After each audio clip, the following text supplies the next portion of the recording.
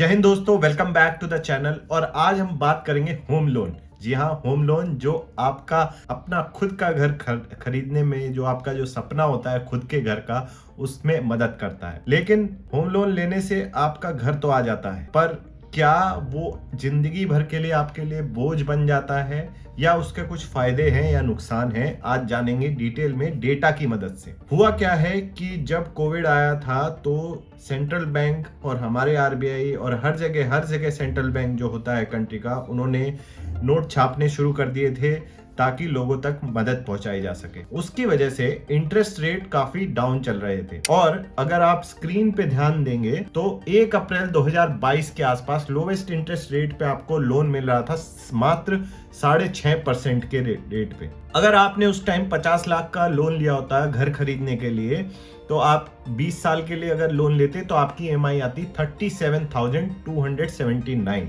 अब ये तो बहुत अच्छी डील हो गई कि भाई 20 साल के लिए लोन मिल गया, आपको अपना घर मिल गया और इंटरेस्ट रेट भी लो। लेकिन कट टू 1 दिसंबर 2022 क्या हुआ? इन्फ्लेशन, जिसको लोग बोल रहे थे सेंट्रल बैंक की ट्रांजिस्ट्री है, मतलब कुछ टेम्परेरी समय के लिए है, वो उनकी काबू में नहीं आई और उन्होंने उसको टैकल करने के लिए इंटरेस्ट रेट बढ़ाने लग गए धड़ल्ले से। और क्या हुआ? 8.4% का इंटरेस्ट रेट आपका हो गया होम लोन का। अगर आपकी ईएमआई उसी टाइम उतनी ही अगर आप रखते हैं फिक्स्ड ईएमआई, तो आउटस्टैंडिंग लोन के ऊपर आपके टेन्योर बढ़ के हो जाएगा 31 साल का, यानी कि 55% increase in loan tenure just because interest rate बढ़ गए। हम लोग आमतौर पे ज्यादा सोचते नहीं है कि चलो 6.5 से 8 हो गया, कितना ही बढ़ जाएगा। अगर आप ध्यान देंगे तो 37,000 अगर आप सेम फिक्स्ड ईएमआई देते रहेंगे तो आपका लोन टेन्योर 31 साल का हो जाएगा।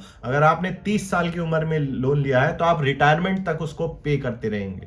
सोचिए, जो 20 साल का था वो 31 साल, 55% इंक्रीज। और कट टू मार्च 2023, अभी 1 मार्च 2023 को आपका आउटस्टैंडिंग लोन अमाउंट होता 49,31,000। आपको सुन के बड़ी हैरानी होगी कि आपने 1 साल ऑलमोस्ट होने वाला है, 50 लाख का लोन लिया था और आउटस्टैंडिंग अभी भी 49,31,000 कैसे बचा हुआ है। रेट ऑफ इंटरेस्ट हो गया है 9%। और अगर आपकी ईएमआई 37,000 ही रहती है, आपका टेन्योर जो है वो 54 साल का, 54 इयर्स का हो जाएगा, 170% से बढ़ के 54 इयर्स। यानी अगर आपने 30 की उम्र में लोन लिया है तो आप 84 की उम्र तक, सोचिए, जब आप सीनियर सिटीजन होके गुजर भी जाएंगे तब तक आपका लोन चलता रहेगा। ये हो कैसे रहा है कि अगर हम यहाँ पे देखें 9% के हिसाब से 49,31,000 के ऊपर अगर हम अपना इंटरेस्ट देखें मंथली, वो आता है 36,984। तो आपका प्रिंसिपल कितना जा रहा है? अगर आप ये ईएमआई देते हैं, ईएमआई माइनस इंटरेस्ट रेट, तो आप दे रहे हैं सिर्फ 295 रुपीज प्रिंसिपल की तरफ। आपको सुन के शॉक हो जाएगा, सिर्फ 300 रुपए जा रहे हैं प्रिंसिपल की तरफ। आप लोन दिए जा, आप सिर्फ इंटरेस्ट फुलफिल कर रहे हैं, बैंक को सिर्फ इंटरेस्ट दे रहे हैं और आप बैंक के लिए काम कर रहे हैं। क्यों? आप तो सिर्फ इंटरेस्ट दे रहे हैं, आपकी इक्विटी तो बनी नहीं रही उस घर में, क्योंकि आप तो सिर्फ और सिर्फ इंटरेस्ट पे किए जा रहे हैं। 9% के हिसाब से आप खुद अपना अगर होम लोन का ब्यौरा उठा के देखेंगे तो आपको ये रियलिटी नजर आएगी कि अगर आपका आउटस्टैंडिंग इतना है और रेट ऑफ इंटरेस्ट आज के टाइम पे 9% चल रहा है, तो ईएमआई अगर आपने नहीं बढ़ाई तो आप सिर्फ और सिर्फ इंटरेस्ट पे कर रहे हैं। और अगर ये इंटरेस्ट रेट और बढ़ जाता है तो आप वो इंटरेस्ट में भी शॉर्टफॉल आ जाएगी और 54 साल से ये बढ़ के 170 साल तक भी जा सकता है। अब बैंक ये देख के चुप तो बैठेगा नहीं, वो आपको फोन करेगा, बोलेगा कि आओ जरा बात करते हैं। अब ये तो प्रॉब्लम हो गई, समझ में आ गया, बहुत ही सीरियस प्रॉब्लम है।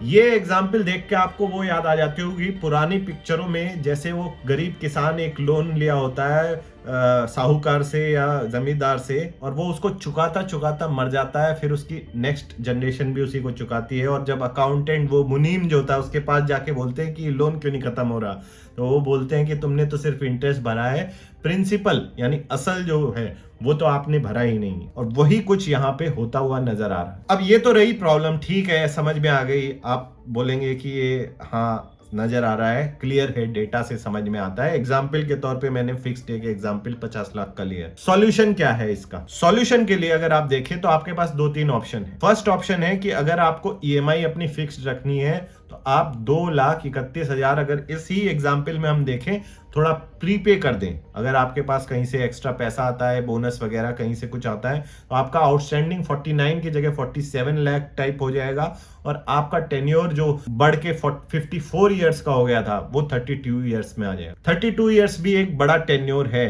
क्योंकि अगर आपने 30 की उम्र में लिया है तो आप रिटायरमेंट के बाद भी 60 की उम्र के बाद भी ये लोन देते रहेंगे। उसके लिए आप क्या कर सकते हैं, प्रीपे कर सकते हैं 8,66,000 और आपका आउटस्टैंडिंग हो जाएगा 40,65,000। अब ध्यान देंगे, अगर ये 40,65,000 तब भी होता अगर आपका इंटरेस्ट रेट 6.5% रहता, लेकिन वो 6.5% नहीं रहा। अगर उसी हिसाब से आप पे करते रहते तो आज के टाइम पे आपका ये इंटरेस्ट जो आउटस्टैंडिंग रहता। लेकिन अभी क्योंकि इंटरेस्ट रेट बढ़ गया है तो आपको 866 देने के लिए वापस तब जाके आप कहीं उस फिगर पे आएंगे आउटस्टैंडिंग की। और अगर आप ईएमआई उतनी ही रखते हैं तो 19 साल में आपका लोन जो है ओरिजिनल जो आपने सोचा था 20 के बाद 19 साल वो रह जाएगा। अगर आपके पास इतने पैसे नहीं है, आप श्योर, क्योंकि घर लिया है इतना महंगा, उसमें कुछ डाउन पेमेंट भी करी होगी, तो वो अगर आपने किया है तो इतने तो एक्स्ट्रा अमाउंट होना मुश्किल होता है। तो उसकी जगह आप ईएमआई अपनी अगर 45,200 कर देंगे, 45,200,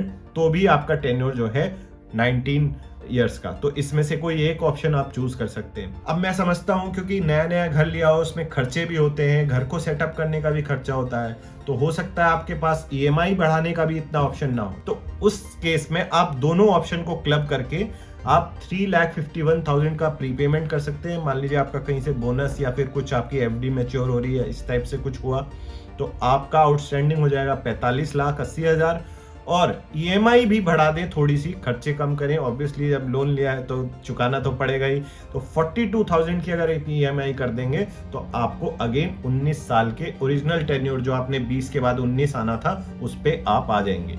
लेकिन ये आपको ध्यान देना है, अगर आप कुछ नहीं करेंगे तो आप लोन भरते रह जाएंगे जिंदगी भर। क्योंकि आप खुद देख सकते हैं, अगर आप 300 रुपए अपनी ईएमआई में सिर्फ प्रिंसिपल की टुवर्ड्स देंगे तो आप तो जिंदगी भर इंटरेस्ट ही भरते रह जाएंगे, लोन तो कभी खत्म हो ही नहीं पाएगा। तो ये तो कुछ सॉल्यूशन हो गया, लेकिन मुख्य बात समझने की इसमें ये है कि होम लोन इंटरेस्ट जो है वो बहुत तेजी से ऊपर जा सकते हैं, इररेस्पेक्टिव ऑफ एक्सपर्ट आपको क्या बताते हैं। आप उस पर ध्यान मत दीजिए, आप खुद के दिमाग लगाइए। डेटा आज के टाइम पे एक्सेल पे आप सारी चीजें निकाल सकते हैं। इस शीट की लिंक भी मैं डाल दूंगा डिस्क्रिप्शन में। जब सेंट्रल बैंक को नहीं पता कि इन्फ्लेशन कैसी होगी, इंटरेस्ट रेट क्या करने हैं, तो हम और आप क्या ही जान सकते हैं।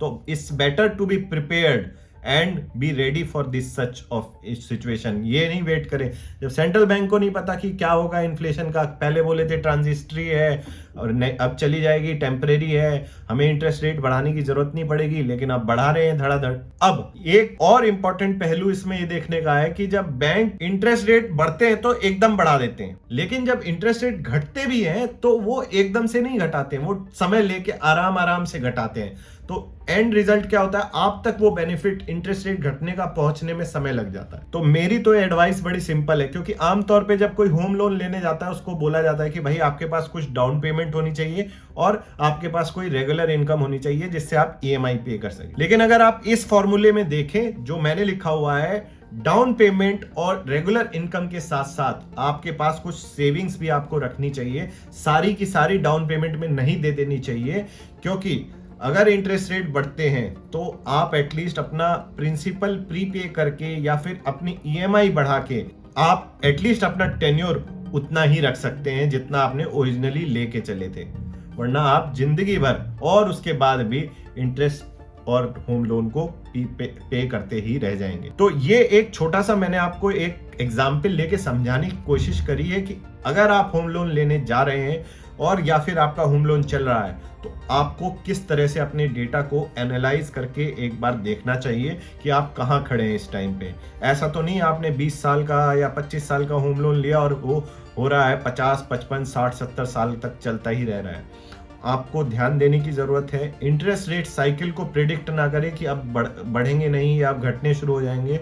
जब सेंट्रल बैंक को नहीं पता तो हमें क्या पता होगा। आप अपनी तरफ से जो भी आपके पास एडिशनल ईएमआई दे सकते हैं तो वो दीजिए, एडिशनल प्रीपेमेंट कर सकते हैं वो करिए। अगर कहीं से आपको बल्क पैसा आता है, बोनस वगैरह कहीं से आता है या कुछ भी कहीं से आपकी सेल परचेज कुछ हुई हो जमीन वगैरह की, तो इसमें आप डाल के अपने आप को सेफगार्ड कर सकते हैं। वरना जिंदगी भर देखिए, अपना घर होना बहुत अच्छी बात है, लेकिन ऐसा ना हो कि उस घर के चक्कर में आप जिंदगी भर एक होम लोन के बोझ के तले दब के रह जाएं और सिर्फ बैंक के लिए इंटरेस्ट भरने के लिए ही जिंदगी भर काम करते रहें। इस पे ध्यान देने की जरूरत है। अगर आपको ये वीडियो अच्छा लगा तो लाइक करें, शेयर करें उन लोगों के साथ जो आपको लगता है होम लोन के तले दबे हुए हैं और उनको बाहर निकलने का रास्ता चाहिए।